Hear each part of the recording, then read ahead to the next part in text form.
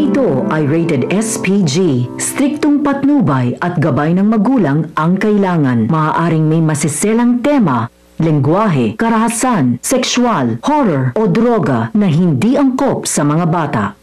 Natapos na ang paghihirap ni na Annalyn, Lynette at RJ. Wala na si Moira. Magsisimula na ang bagong buhay pamilya ng mga tanyag.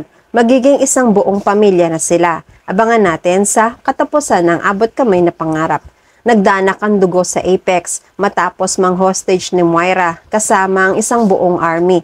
Maraming buhay ang nawala. Dito makikilala ang mga bayani ng Apex na binuwis ang buhay nila, alang-alang sa mga pasyente nila para lang mapatunayan ang dedikasyon nila sa kani-kanilang tungkulin bilang mga nurse at doktor. Naglaban sina Lynette at Moira hanggang sa sumabog ang bomba. Tumalsik silang pareho. Napuruhan si Moira. Nadurog ang mga kamay at paa niya. Malabo na rin na mabuhay pa siya. Nawalan siya ng malay. Pero kung mabuhay pa siya, para na rin siyang isang lantang gulay. Nawalan rin ng malay si Lynette at nakahandusay. Narinig ni na Annalyn ang pagsabog. Nagwawala siya dahil kailangan niyang mahanap ang nanay niya. Naiwan pa sa loob si Lynette. Gusto niyang pumasok kung saan niya narinig ang pagsabog. Pero pinipigilan siya ng mga kaibigan dahil delikado. Iyak ng iyak si Annalyn. Nakasalubong ni RJ si Regan. Parehas nilang narinig ang pagsabog. Ang lakas ng kaba ni RJ. Sinabi ni Regan kung saan banda ang sumabog. Kaya tinulungan niya si RJ para makarating sa lugar kung saan sumabog ang bomba. Sobra pa sa pinakamabilis ang pagkakatakbo ni RJ. Halos maubusan na siya ng hininga sa pagmamadali. Maabutan niya lang na buhay pa si Lynette.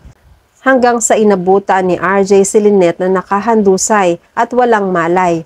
Humihinga pa siya. May pag-asa pa. Mas nagmadali sina RJ at Regan para buhatin si Lynette. Sigaw ng sigaw si RJ. Tinatawag ang pangalan ni Lynette para magising. Pero wala pa ring malay si Lynette. Nakasalubong ni Annalyn ang tatay niya. Buhat-buhat si Lynette. Nagmamadali sa paglabas para abutan nila ang huling hininga ni Lynette. Iyak ng iyak si Annalyn. Sumisigaw rin siya. Tinatawag ang nanay. Halos tumigil ang mundo ng mag-ama dahil naghahabol sila sa buhay ni Lynette. Kailangan nilang mabigyan ng lunas si Lynette. Tumulong na rin si Dr. Kim sa pagbuhat kay Lynette. Nagmamadali silang lahat na makalabas sa ospital dahil baka may kasunod pa ang bomba. Nagpasukan ng mga pulis para pigilan ang pagsabog ng bomba. Pumasok rin sila para iligtas ang iba pa na kaya nilang iligtas. Hinahanap nila ang mga labi ni Moira para siguraduhin kung buhay pa ba o hindi na si Moira. Lumabas na rin sina Josa at iba pang kasamahan sa unang grupo na kinuha ni Moira.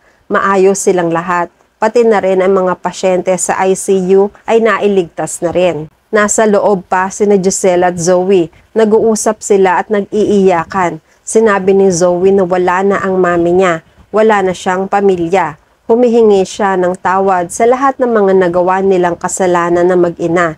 Tinatapik at hinihimas ni Giselle ang likod ni Zoe. Pinapatahan niya. Sabi ni Giselle, "Zoe, may hihilingin ako sa iyo kung pwede ba?" Nakatingin si Zoe kay Giselle. Hinihintay ang sasabihin. Wala na si Justin. Maaaring wala na rin ang mami mo. Maaari ba kung makakaligtas tayo rito? Pwede ba kitang maging anak? May tuturing mo ba akong mami mo? Tuwang-tuwa si Zoe. Umiiyak siya sa tuwa. Pumayag siya agad.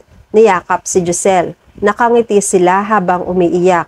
Nagdadasal na sana makaligtas silang lahat. Maya-maya may mga pulis na tumulong sa kanila para iligtas. Maya-maya pa lumabas na rin ang iba pang mga pulis. Clear na ang mga bomba. Ligtas na silang lahat. Kinabukasan, naging tahimik na ang paligid. Pinasara muna ang Apex para sa paglilinis at pag-aayos ng mga gamit at bahagi ng ospital na nasira. Na-confine si Lynette sa ibang ospital. Maayos na ang lagay niya. Umiiyak si Annalyn dahil akala niya na wala na ang nanay niya. Mga ilang sandali pa, gumising na si Lynette at hinahanap ang mag-ama niya. Nag-iyakan sila at nagyakapan. Maya-maya dumating na rin sina Giselle at Zoe, Josa at Aling Susan. Mga nag-iiyakan silang lahat sa tuwa. Sa wakas, wala na si Moira. Matatahimik na ang buhay nila. Humingi ng tawad si Zoe sa kanilang lahat sa mga kasalanan na nagawa nila ng mami niya. Sabi ni Zoe, mabuti na rin siguro na nangyari yon sa mami niya para wala na siyang taong masasaktan at madadamay sa galit niya. Pinagdadasal niya na sana mapatawad siya ng mga taong ginawaan niya ng masama. Lumipas na ang ilang buwan, nagpakasal na rin sina RJ at Lynette. Masayang masaya sina Zoe at Annalyn. Tumira sa iisang bubong sina Annalyn, RJ at Lynette bilang isang masayang pamilya. Si Zoe naman ay nakatira sa bahay ni Giselle. Masayang masaya sila bilang mag-ina. Magkakasama pa rin sina Josa at Aling Susan sa iisang bahay. Silang dalawa na ang nagmamay-ari ngayon ng kantina na hinahawakan noon ni Lynette. Si Dr. Kim naman ay bumalik na ulit sa Korea pero nangako na babalikan niya si Annalyn. Si Regan naman ay nakagraduate na. Tuwang-tuwa si Annalyn para sa kanya, pati na rin ang mga kaibigan. Samantala ang mga kaibigan nilang nurse ay masasayang nagtatrabaho pa rin sa Apex sa mas matataas na katungkulan. Head nurse na sina Nurse Ivan at Nurse Karen sa magkaibang oras. CEO na ulit si Giselle ng Apex. Residente na rin sina Annalyn at Zoe. Wala nang problema kay Zoe kung maunahan pa siya ni Annalyn pagdating sa posisyon o sa iba pang mga parangal. Dahil sa pagiging kapatid pa lang ni Annalyn ay panalo na si Zoe.